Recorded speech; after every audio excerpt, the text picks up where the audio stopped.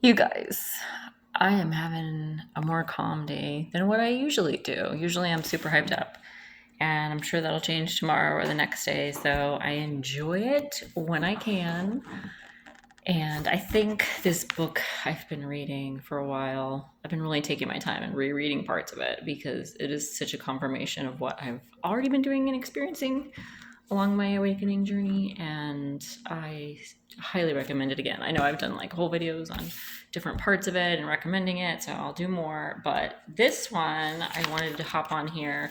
I grabbed this Health Central ADHD like family pamphlet mini mag when I was at the psychiatrist's office today, and I thought it was really helpful for parents and, whether it's teens, young adults, parents, people with kids, if you have grandchildren, whatever, just knowing if you learn that they have ADHD, neurodiversity going on, and a lot of people who just are really small minded, they're not open minded, they might be very traditional, they might be just, in like a darker space, maybe because of their own trauma, their own like small mindedness, whatever. I'm not trying to hate on anybody, but I know a few folks like that who have been close to me for my life, and it's sad because I'm like, you just have to open up your mind a little bit and understand that whatever people get diagnosed with, or they are showing, displaying these tendencies and like actual like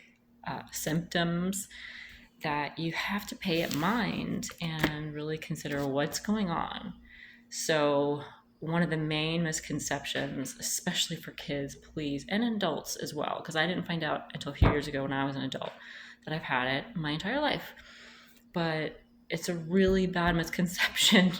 I guess all misconceptions are bad, but like to treat it like it's a behavioral issue. And that's what so many people do. I know that's how it was treated for me because I was never diagnosed when I was young, and I was always like, oh, you have a behavioral issue. So I get like corporal punishment, discipline, this and that. Like, you're rebellious, you're bad. Like, and the whole time I'm just different. I'm neurodiverse, I have ADHD. My son was diagnosed when he was 5 because we were willing, his father and I were willing to listen to his teacher to the school and then do what they said and go to the pediatrician and then talk to them and get the papers and that's the whole reason why he even got diagnosed when he was 5. So let me know if you guys have stories about your kids, or anyone in your family, if you want to share anything or have any certain questions about like, who do I go to get diagnosed? Because for younger kids, a lot of times it is the pediatrician is the first step, and then maybe from there you want to go to the psychiatrist or the psychologist, or it's not always something that people want to try with medication. I know for us, we tried one medication that was like not even a normal one for ADHD. It was something totally off the book. Now that I think it was because it was this old school pediatrician that we were going to at the time, and it did not help whatsoever. I feel like it made everything worse, and I was like, we were just no medication, and just gave him extra time. I remember we actually had him do kindergarten twice because he was the youngest one and then he became the oldest one in the class. And for him, that was the right answer at the time. And then after that, we got him tutoring, and, we started doing extracurricular activities and stuff like that. Really helped for a while. And now he's so much older and he's never actually been on medication, but he's kind of against it. And I think that's just from hearing things, and I've talked to him about it. Like, either way, I'm like, hey, I still know you're not really for it. If you ever get to the point where you're curious or you want to look at it ever, like, I would recommend the psychiatrist that I'm seeing, because they do child adolescent psychiatry there as well. And to any parent, whether you're against medication or not, I think it's good to always even go to the psychiatrist once to see what they recommend, get the evaluation, so you have the paperwork, you see what they recommend. So if you want to do it or not, then you can make that decision, and then from there you can go to, like another treatment modality, whether it's talk therapy, or maybe you want to try cognitive behavioral therapy, CBT, which is really popular. Maybe you want to get them out and exercising and training. Maybe you want to give them a massage or some acupuncture. Acupuncture, super helpful for me to get like the energy, the chi flowing, the mind-body connection.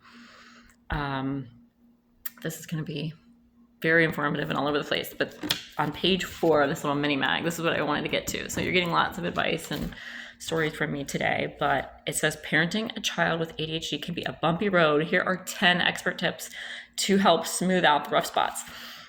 So it does say your ADHD daily plan, see that? And this is pretty much all the things I've noticed over the years, and it gives you really good information. So I might do a more elongated, like live podcast show on this, play by play, but this is just to kind of warm you up. And if you have any questions, please just let me know. You can always email me, crystalblackpurepodcasting@gmail.com. But with the first one, I'm laughing.